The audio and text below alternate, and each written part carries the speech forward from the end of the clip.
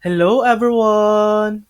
In today's video, I'm going to show you how to get off the Deliveroo wait list. First, wait for availability. Sometimes the easiest option is just to wait until Deliveroo starts onboarding new riders again. They usually contact you when spots open up.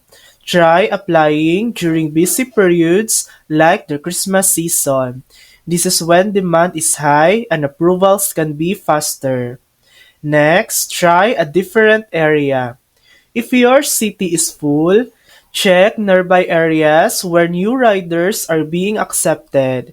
You can switch your zone or reapply in a less crowded city.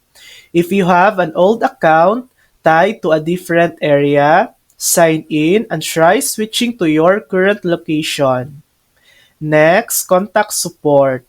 Open the Deliveroo Rider app, tap the question mark icon, open the Deliveroo Rider app, tap the question mark icon, open any article, scroll down and tap Contact Us.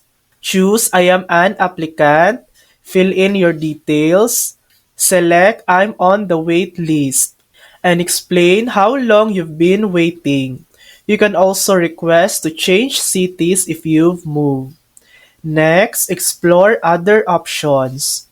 If your supplier agreement has expired, reapply when Deliveroo notifies you of new openings.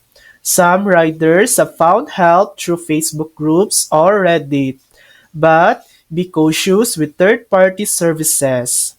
What to avoid? Creating multiple accounts is against Deliveroo's terms and could get you banned. Always stick to their official process. And that's it. That's how to get off the Deliveroo wait list. Thanks for watching! If this video helped you, please like and subscribe for more helpful tutorials.